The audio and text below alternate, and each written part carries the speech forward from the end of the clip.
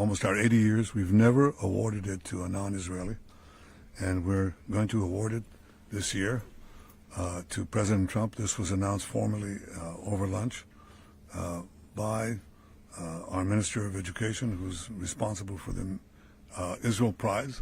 It's going to be awarded to President Donald J. Trump for his tremendous contributions to Israel and the Jewish people. I think it's such a fitting thing, and it would honor us, obviously, Mr. President, if you could visit Israel in that occasion on our Independence Day. But I have to say that this reflects the overwhelming sentiment of Israelis across the spectrum.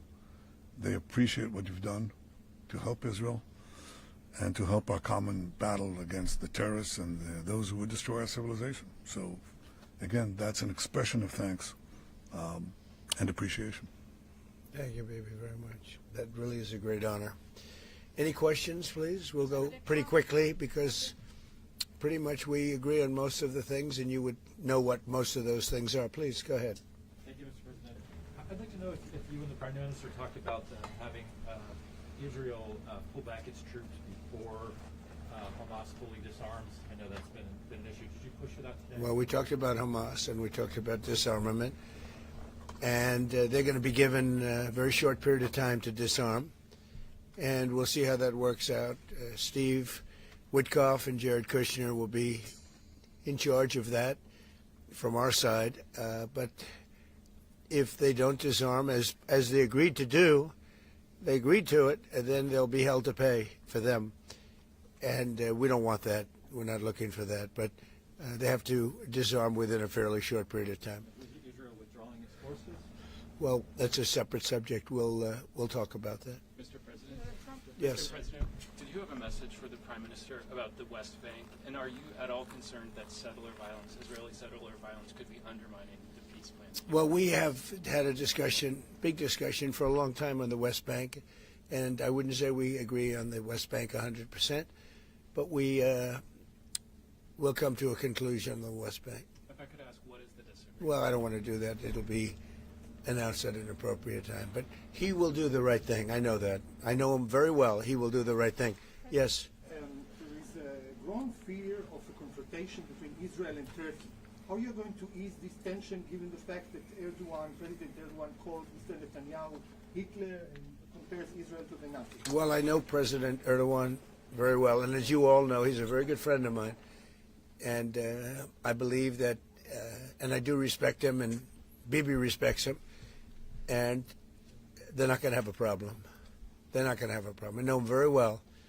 And you've seen me do things with President Erdogan and Turkey that nobody else could have done. We're not going to have a problem. He's done a fantastic job. I'm with him all the way. I'm with Bibi all the way. Nothing's going to happen. Yes. Mr. President, are you concerned that Israel is not moving quickly enough to phase 2 of the peace plan? Well, I'm not concerned about anything that Israel's doing. I'm concerned about what other people are doing or maybe aren't doing. But I'm not concerned. They've lived up to the plan. They're strong. They're solid. And sometimes they don't understand when somebody violates something that you want to give them a second chance. Well, we'll give them a couple of second chances. But no, Israel's lived up to the plan 100%.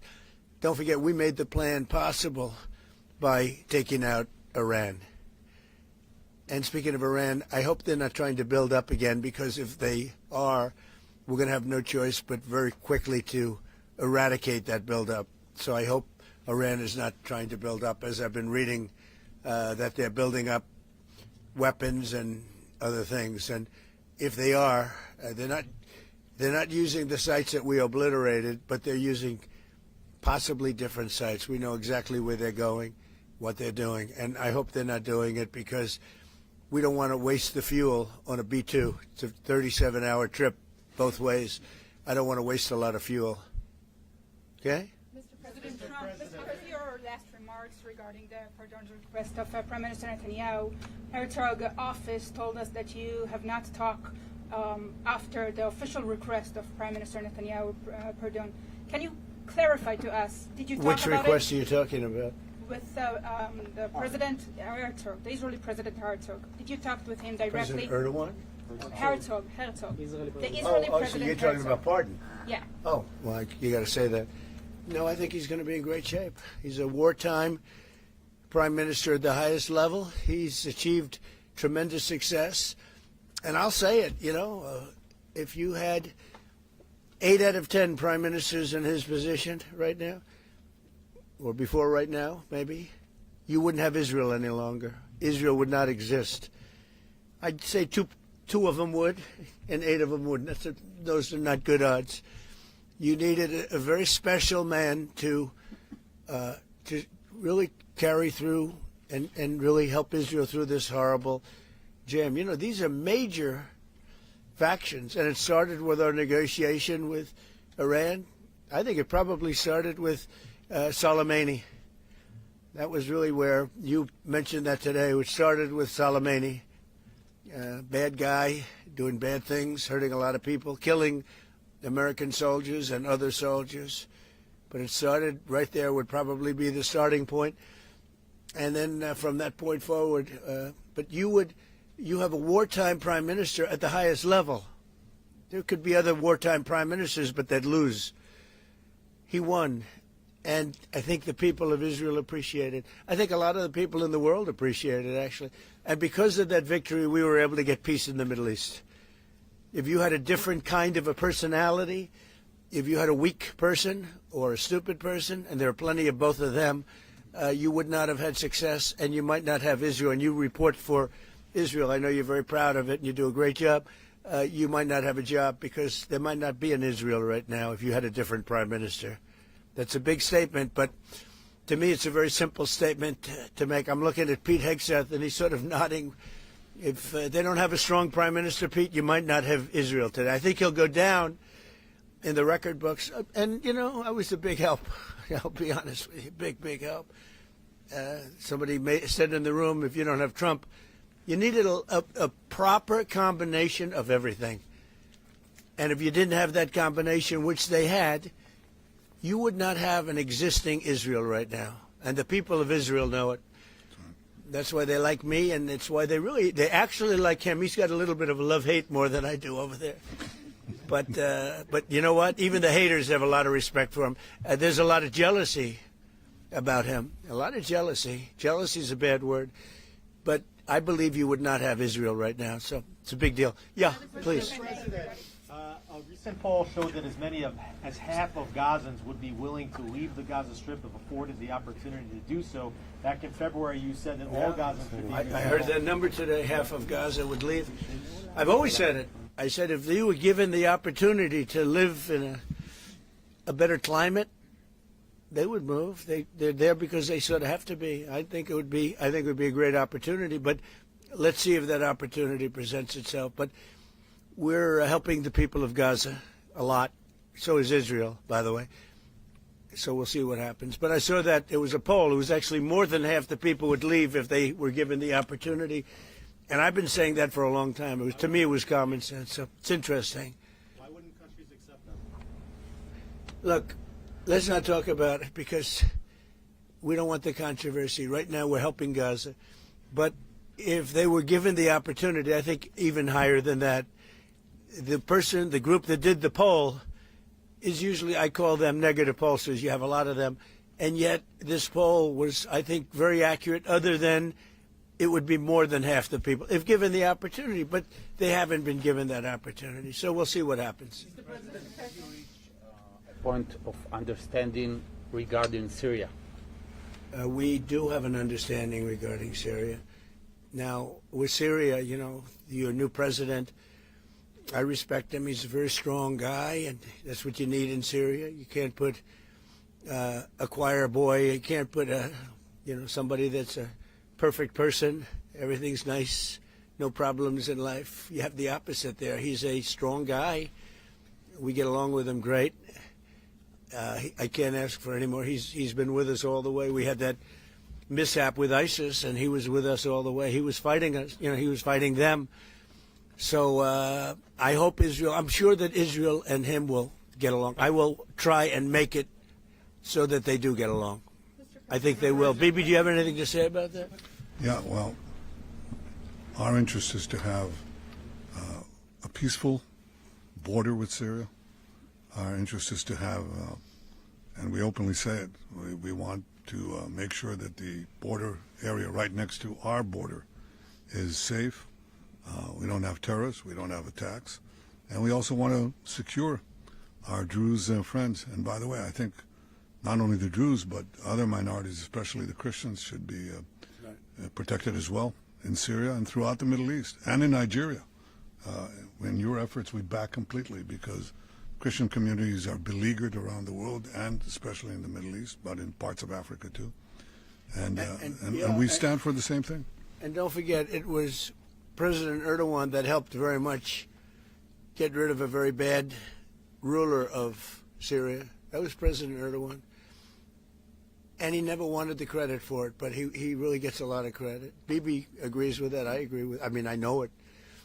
And President Erdogan should get a lot of good credit for what he did. He got rid of some very bad people. And, you know, they've been wanting to do that for 1,000 years with different names, but for 1,000 years in Syria. President Erdogan did it, and we give him a lot of credit. I give him a lot of credit. But I think it's going to work out well between Syria and Israel. Mr. President, about Lebanon. Yeah, go ahead, please. The Lebanese government, from what we saw, is not meeting the terms of the ceasefire agreement, has failed to disarm Hezbollah, actually. In your view, should Israel strike the terrorist organization again? Well, we're going to see about that. We'll see about it. The Lebanese government is at a little bit of a disadvantage, if you think of it, with Hezbollah. But Hezbollah has been behaving badly, so we'll see what happens. How close are we to another operation of Israel in Iran? You said before the meeting with Netanyahu that you are in support of Israel if the ballistic missile project will take on and also the nuclear weapon. But after the meeting, after what you know from the intelligence, how close are we to another war with Iran? Well, I don't want to say that, but Iran may be behaving badly. It hasn't been confirmed, but if it's confirmed, look, they know the consequences. You know, consequences will be very powerful, maybe more powerful than the last time. Yeah. And Iran should have made a deal the last time. I gave them the option. I said, you can make a deal. Do it. I told them, do it. And they didn't believe me. Now they believe me. Evidence that Iran is behaving badly, and what do you mean by that? This is just what we hear. But usually, where there's smoke, there's fire. Have you heard the expression? But what do you mean related to the nuclear Well, capability? no, I'm hearing that they're not nuclear yet, but maybe nuclear too. The sites were obliterated, but they're looking at other sites. That's what I've heard. They're Do you have looking. intelligence So it'll about it? take a long time. They're not going to go back to where they were, but they have other places they can go. And if they're doing that, they're making a big mistake. Yeah, please. There's no reason for them to do it. Mr. President, is the United States currently open to engaging in bilateral discussions with Tehran? We're hearing reports from numerous countries that there may be some discussions. Is that something you would support, or Yeah, something that is I would. happening? You Sure. would support that? I would, happening yes. Right now. Thank you, sir. I have been, by the way, before the war, I would support that. I said to him, baby, I said, let's negotiate. And they didn't believe what was going to happen would happen. Yes, ma'am. On China. So China has been doing naval exercises basically to test encircling Taiwan. Can you explain to us what your knowledge is of that? What do you think about that? Have you had any discussions with China Well, I have a about great that? relationship with President Xi, and he hasn't told me anything about it. I certainly have seen it, but he hasn't told me anything about it, and I don't believe he's going to be doing it. Does it worry you? No, nothing worries me. But Nothing. you said where there's smoke, there's fire, right? So Yeah. if you're if you're doing naval exercises and air Well, exercises, they've been doing naval exercises for 20 years in that area. Now people take it a little bit differently, but in fact larger than they're doing right now. So we'll see. But they've been doing that for 20, 25 years. Yeah. Mr. President, if you don't see Hamas disarm in that short amount of time that you're giving them, can you tell us what the next steps would It'll be horrible for them. Horrible. Okay. It's going to be really, really, bad for them. And I don't want that to happen. But they made an agreement that they were going to disarm. And you couldn't blame Israel. By the way, we have other countries that will come in and do it. They said, let us do it for you if they don't. Countries that were with them wanted the deal to be made, agreed that they would disarm, and now if they say they're going to disarm, that's fine. If they say they're not going to disarm, those same countries will go and wipe them out. They don't even need Israel. You know, we have many countries, 59 countries that are in agreement. This is a real peace in the Middle East. And Hamas is a small part of it, but it's still a part of it. But we have 59 countries that signed on, big countries, countries that are outside of the Middle East, as you know the Middle East. They want to go in and wipe out Hamas. They don't want Israel. They don't need Israel. They want to do it because it's the right thing to do, because they were for the deal based on the fact that Hamas pledged, they swore that they were going to disarm. Now, if they're not going to disarm, those same countries will wipe out Hamas. Yeah. President Trump, do you think that the PA should be involved in the day after in Gaza Strip, even in the near future? And the same question to Prime Minister Netanyahu. Do you see a real opportunity that the PA will be in Gaza? Go ahead, Bibi. I think President Trump put clearly the conditions of reform that he wants to see in the PA for them to be involved. And I think he put it very clearly what he wants to see, the kind of real reforms, not just perfunctory reforms, but real reforms. Stop pay to slay, change the curriculum in your textbooks, open up a different society and a different future if they do it. Well, let them, I think it was clear. He put Pretty clear. He put guidelines that were, by the way, in the Trump plan of 2020. And they were put then in the 20 points. And it's up to them. Remember this, if we didn't do what we did to Iran, just to make the subject just slightly different, you wouldn't have peace in the Middle East. You wouldn't have a deal signed in the Middle East. You wouldn't have a deal. Because other Arab nations, which are great people, I know them very well, I know them all, they're great people, they wouldn't be able to have agreed to peace in the Middle East because you would have had a dark cloud hanging over everything. It wouldn't have been possible. So Iran has been greatly reduced in power, prestige. I don't want to use the word humiliation because, they're trying to build up again. But we can't let them build up because if they build up, there can't be peace in the Middle East. It was a mistake. When they wiped out Iraq and Iran were about the same power. And they fought each other with different names for 1,000 years. And then our country came out and blew up one of those two countries, namely Iraq. And all of a sudden, Iran had the whole Middle East all to itself. But that's not true anymore. That's not true anymore. Say it? Tell us something about your plan to expand the Abraham Accords. If you can tell us something about your plan to expand the Abraham Accords. Well, the Abraham Accords are great. It was a great achievement of Jared and everybody. It was one of the great achievements. They'll be expanded. Countries are already talking about expanding it, and they'll be expanded fairly quickly. Yeah, please. What about Saudi Arabia? Is it still on the table? The normalization? Saudi Arabia is great. We have a great leader, and a friend of mine and a friend of a lot of people. Also an enemy of some people, but those people aren't doing so well. No, Saudi Arabia has been very good as far as I'm concerned. They've done everything that we can ask for. But normalization with Israel is on the They're table? getting along great with Israel. They will. And at some point, they'll sign the Abraham Accords. So one of the big domestic tasks ahead of you is to pick a new chairman for the Fed. Yeah. You've said that you have one favorite, but you're I do. also doing interviews. Still so do. Hasn't changed. Yeah, I'll announce them at the right time. There's plenty of time. Is But there in the any meantime, we're doing numbers that nobody's ever seen. We have $18 trillion coming in. We had a 4.3% GDP. They thought it was going to be 2%. And that's despite the Democrat shutdown. Had the shutdown not occurred, we would have had an extra 1.25. Think of that. We are doing, and also despite the fact that we have a fool at the Federal Reserve. I mean, Biden reappointed him, and it's too bad. You would have thought he wouldn't have done that. But he's an absolute fool who's building a new Federal Reserve, or he's doing a renovation of a building. Maybe he's up to $4.1 billion to do a renovation of a few very small buildings. It's the highest price in the history of construction. He's spending more money than any building has ever spent per square foot on the renovation of, as an example, I'm doing a magnificent, big, beautiful ballroom that the country has wanted, the White House has wanted for 150 years.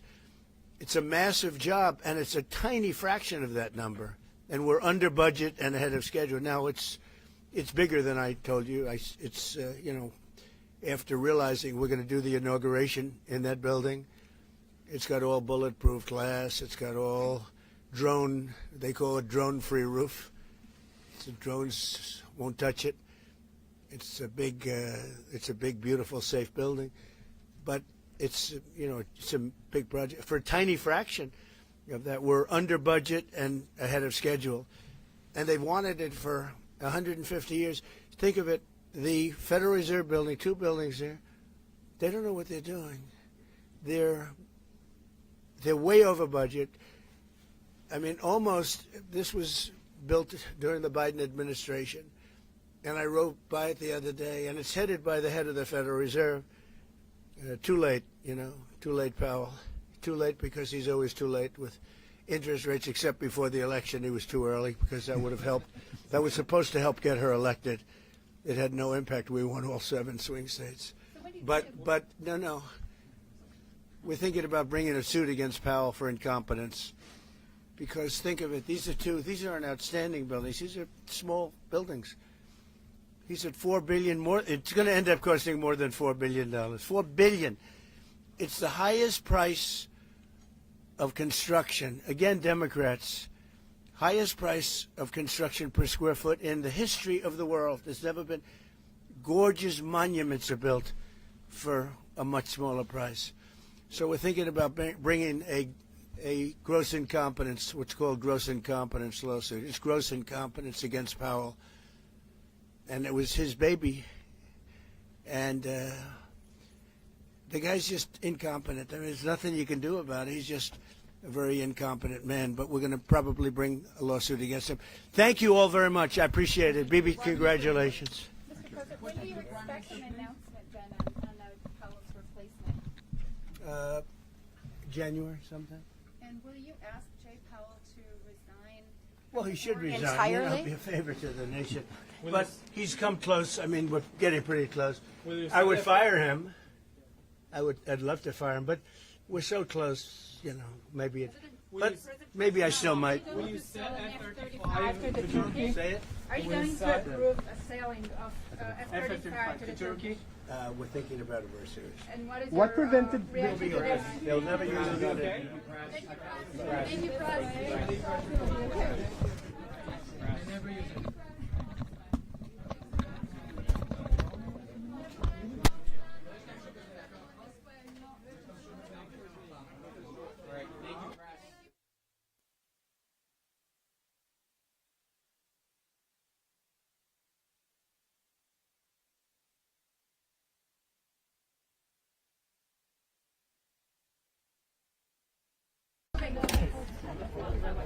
I was afraid to